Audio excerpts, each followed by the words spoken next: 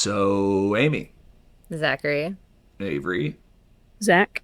you're familiar with former U.S. Attorney Kevin Tackow, right? Yeah. He was Yeah. he was on the podcast Running for Hinson seat. formerly. As I learned, Kevin Tackow had some pretty lackluster fundraising numbers and has all of a sudden decided to pull out, which leaves the field abandoned. And, me being the earnest reporter, I, of course, tweeted out the news the second his campaign announced it. And I had what I thought of as a just par excellence pun, tech out of there. Tech out of there. Tech out of there. And no one thought, I've workshopped this with so many of my friends. I called other reporters, trying to say well, this is brilliant, right? This is the greatest thing I've ever written. And it is. On the record, let me tell you, this is the funniest thing I've ever created in my life. Unfortunately, I worry it's the funniest thing I've ever created in my life. I worry I've never been funny once in my life entirely. You've peaked. I think I peaked. With tech out of there. I think I peaked, and I think it wasn't that good, and that makes the way that the psychic damage that does to my frame, my mortal frame, is unreal. If a joke lands in the forest and no one's around to hear it, then the joke was made on Threads. Bazinga! Oh, got him.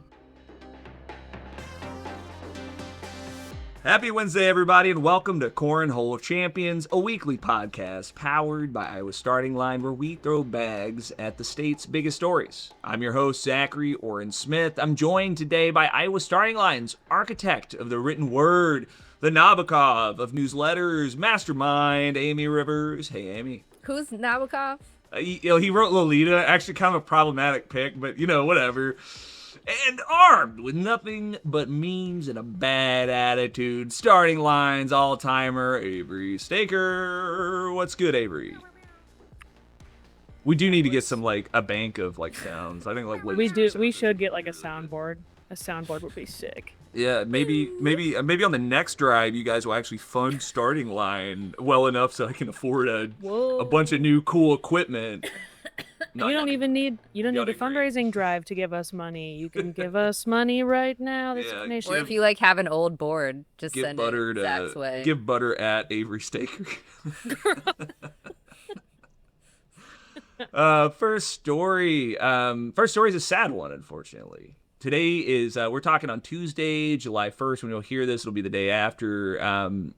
It marks a really hard day for a lot of folks here in Iowa this week. Iowa made history, stripping away civil rights protections from a group of people. Iowa's new law removes gender identity from the state's civil rights code, removing with it protections transgender Iowans once had for employment, housing, public accommodation, and education. I wanted to start with you, Avery. You were on the ground covering the protests at the Capitol, some of the biggest that chamber has ever seen. Can you kind of take me back to kind of what that looked like? Yeah, my gosh. I don't know if I'll ever actually really forget what it was like to be in those rooms because of,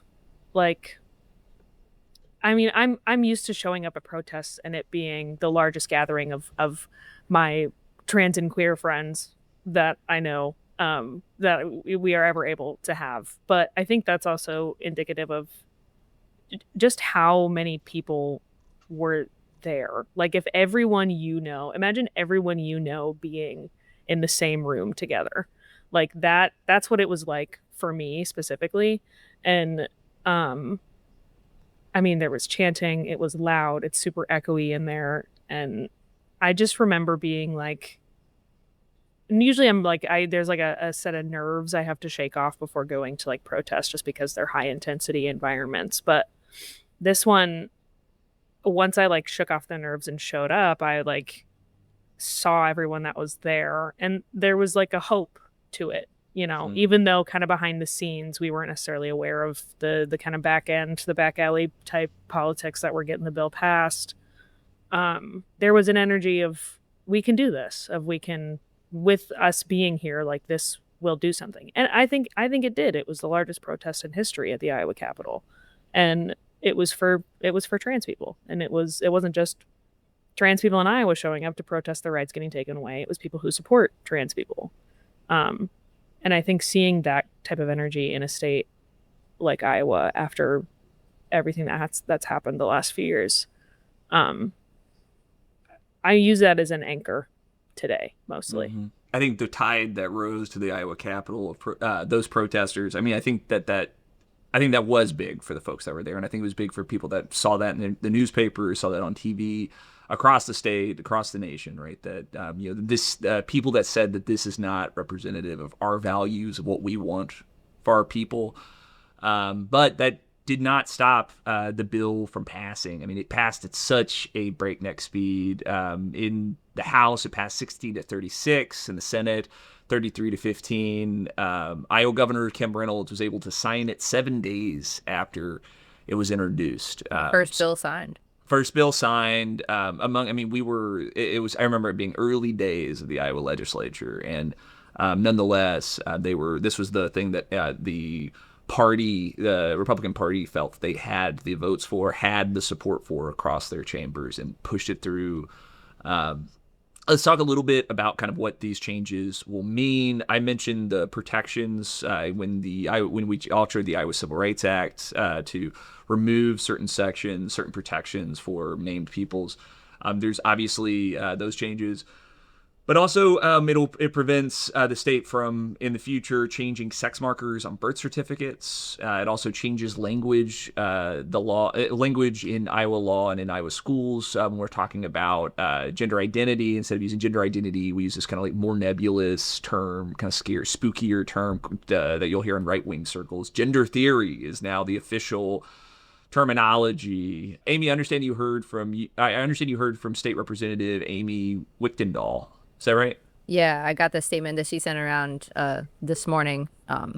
Basically, started off with, today is a dark day in Iowa's history, marking the first time that a state has revoked civil rights protections for its citizens.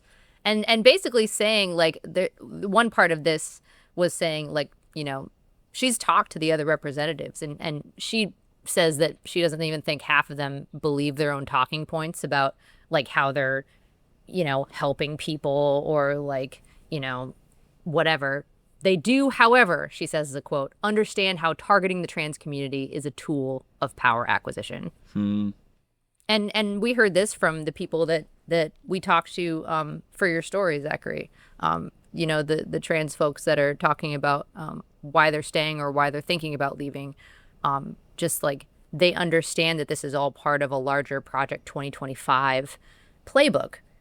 That in order to facilitate fascism, facilitate authoritarianism, facilitate, all of these things, they need to put people in their place. They need to accrue power by using people as scapegoats.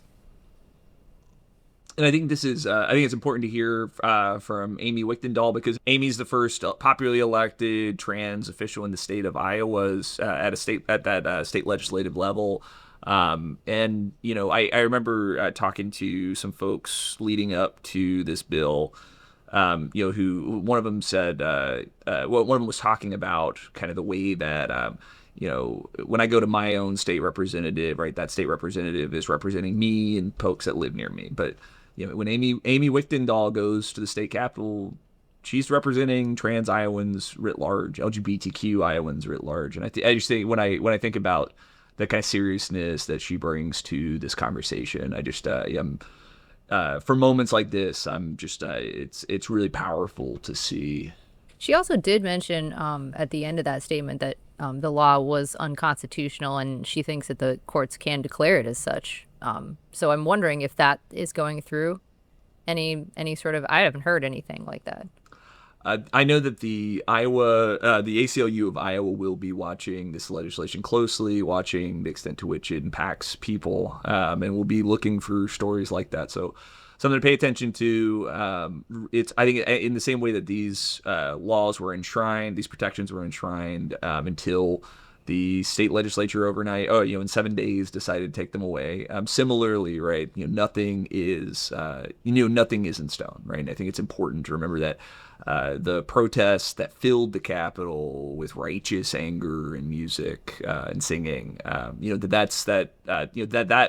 Those protests both matter, and the work we do in the future to push this ball forward also matters.